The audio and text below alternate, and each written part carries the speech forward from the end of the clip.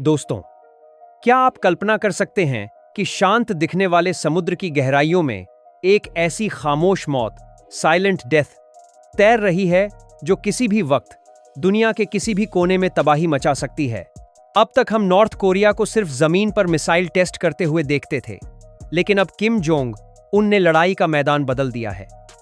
उन्होंने एक ऐसा अंडर वाटर मॉन्स्टर दुनिया के सामने खड़ा कर दिया है जिसने पेंटागन से लेकर मॉस्को तक सबको सोचने पर मजबूर कर दिया है।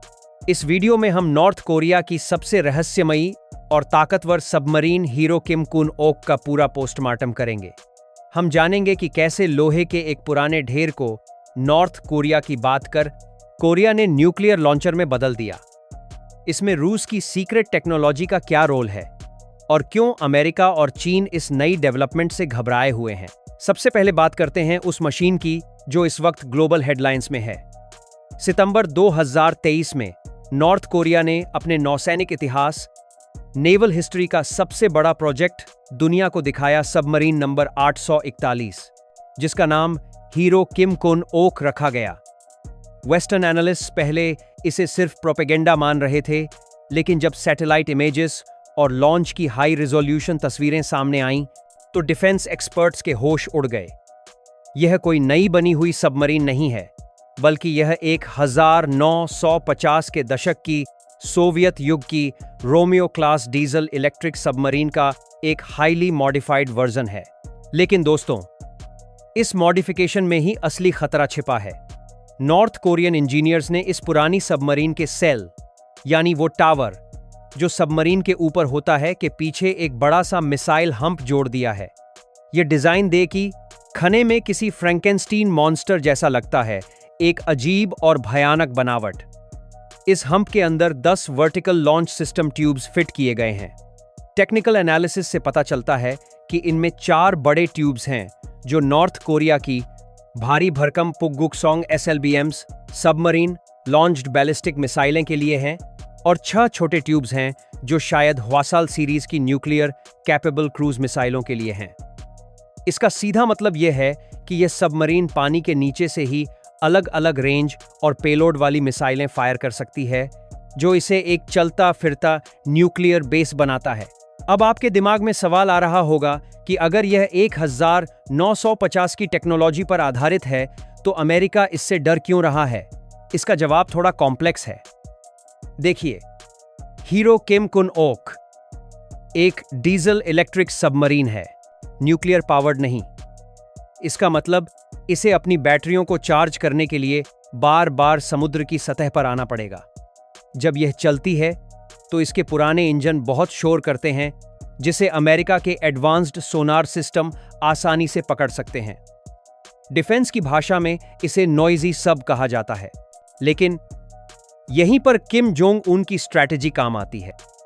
इस सबमरीन का मकसद वापस आना नहीं, बल्कि पकड़े जाने से पहले अपनी 10 न्यूक्लियर मिसाइलों को फायर करना है। इसे सेकंड स्ट्राइक कैपेबिलिटी कहते हैं। अगर अमेरिका ने युद्ध में नॉर्थ कोरिया के सारे जमीनी मिसाइल बेस उड़ा भी दिए, तब भी यह सबमरीन समुद्र में छिपी रहेगी और वहां से जवाबी हमला कर सकेगी। यही अनिश्चितता कि पता नहीं हमला कहां से होगा, दुनिया भर की सुरक्षा एजेंसियों के लिए एक बुरा सपना बनी हुई है। इस कहानी में ट्विस्ट तब आया जब रूस ने एंट्री ली। हाल ही में किम जोंग उन की रूस यात्रा और व्लादिमीर पुतिन के साथ उनकी मीटिंग ने पिछले कई दशकों की जियोपॉलिटिक्स को बदल दिया है। रिपोर्ट्स और इंटेलिजेंस इनपुट्स यह इशारा कर रहे हैं कि नॉर्थ कोरिया ने रूस को यूक्रेन युद्ध के लिए लाखों आर्टिलरी शेल दिए हैं, और बदले में रूस से वो मांगा है जो उनके पास नहीं था, मिनिएचर न्यूक्लियर रिएक्टर टेक्नोलॉजी। अगर रूस ने नॉर्थ कोरिया को न्यूक्लियर प्रोपल्शन टेक्नोलॉजी दे दी, तो नॉर्थ कोरिया की अगली सबमरीन हीरो किम कुन ओक जैसी डीजल वाली नहीं होगी, वह न्यूक्लियर पावर्ड होगी। एक न्यूक्लियर सबमरीन महीनों तक, बल्कि सालों तक पानी के नीचे बिना ऊपर आए रह सकती है। वह अनलिमिटेड रेंज तक ट्रैवल कर सकती है और बिल्कुल शांत होती है। अगर नॉर्थ कोरिया के पास ऐसी सबमरीन आ गई, तो वह प्रशांत महासागर पार करके सीधे अमेरिका के वेस्ट कोस्ट के करीब पहुंचकर मिसाइल तान सकते हैं और यूएस नेवी को भनक भी नहीं लगेगी। रूस और नॉर्थ कोरिया का यह गठजोड़ ग्लोबल सिक्योरिटी के लिए एक टिक टिक करता टाइम बम है। सिर्फ सबमरीन ही नहीं, नॉर्थ कोरिया ने पानी के नीचे लड़ने के लिए एक और शैतानी हथियार बनाया है, हेल। इसका कोरियन भाषा में मतलब है सुनामी। यह एक unmanned under water nuclear attack drone है। इसे आप एक बहुत बड़ा टॉर्पीडो समझ सकते हैं, जो आर्टिफिशियल इंटेलिजेंस एआई का इस्तेमाल करके खुद अपना रास्ता ढूंढता है। नॉर्थ कोरिया का दावा है कि यह ड्रोन दुश्मन के नेवल पोर्ट्स या एयरक्राफ्ट कैरियर ग्रुप्स के नीचे जाकर विस्फोट करेगा। इस विस्फोट से एक विशाल रेडियो एक्टिव सुनामी पैदा होगी। यह पानी की लहर न सिर्फ जहाज़ों को डुबो देगी, बल्कि पूरे तटीय इलाके में रेडिएशन फैला देगी, जिससे वहां अगल कई सालों तक इंसान नहीं रह सकेंगे। हालांकि पश्चिमी एक्सपर्ट्स मानते हैं कि नॉर्थ कोरिया इसकी क्षमताओं को बढ़ा चढ़ाकर बता रहा है, लेकिन इस बात से इनकार नहीं किया जा सकता कि यह असिमेट्रिक वॉरफेयर का एक नया और खतरनाक तरीका है। नॉर्थ कोरिया की इन हरकतों ने पूरे क्षेत्र को बारूद के ढेर पर बिठा दिया है। अमेरिका ने अपनी सुरक्षा बढ़ा दी है और अपने सबसे advanced submarine hunters P-8 Poseidon aircrafts को इस इलाके में तैनात कर दिया है। साथ ही अमेरिका ने अपनी न्यूक्लियर आर्म्ड सबमरीन्स को साउथ कोरिया के पोर्ट्स पर भेजना शुरू कर दिया है, ताकि नॉर्थ कोरिया को ईंट का जवाब पत्थर से दिया जा सके। वहीं दूसरी तरफ चीन इस पूरे खेल में सबसे मुश्किल स्थिति में है। चीन नॉर्थ कोरिया का सबसे पुराना दोस्त है, लेकिन वह नहीं चाहता कि उसके पड़ोस में न्यूक्लियर हथियारों की दौड़ शुरू हो।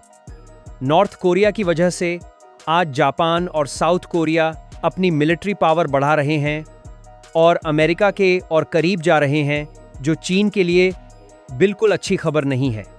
चीन को डर है कि अगर नॉर्थ कोरिया ने गलती से भी कोई मिसाइल फायर कर दी, तो उसका जवाब अमेरिका देगा और वह आग चीन के बॉर्डर तक पहुंच जाएगी। इसलिए चीन अब वेट एंड वॉच की पॉलिसी में है, लेकिन अंदर ही अंदर वह भी किम जोंग उनकी इस आक्रामक रणनीति से परेशान है। तो दोस्तों, निष्कर्ष यह है कि हीरो किम कुन ओक सबमरीन भले ही पुरानी टेक्नोलॉजी का जुगाड़ हो, लेकिन न्यूक्लियर हथियार के साथ छोटी सी सुई भी तलवार से ज्यादा खतरनाक होती है। किम जोंग उन ने साबित कर दिया है कि वो अब सिर्फ अपनी जमीन की रक्षा तक सीमित नहीं हैं, बल्कि वो समुद्र की गहराइयों से दुनिया को डराने की क्षमता रखते हैं। रूस का साथ मिलने के बाद यह खतरा और भी बढ़ गया है। अब देखना यह होगा कि दुनिया की महाशक्तियां इस अंडर वाटर न्यूक्लियर थ्रेट को कैसे रोकती हैं। आपको क्या लगता है? क्या नॉर्थ कोरिया सच में दुनिया के लिए खतरा है? अपनी राय कमेंट्स में जरूर लिखें। स्पेस और वर्ल्ड अफेयर्स पर ज्ञानवर्धक वीडियो देखने के लिए चैनल को सब्सक्राइब करके बेल आइकन दबाना न भूलें। मिलते हैं अगले वीडियो में। जय हिंद।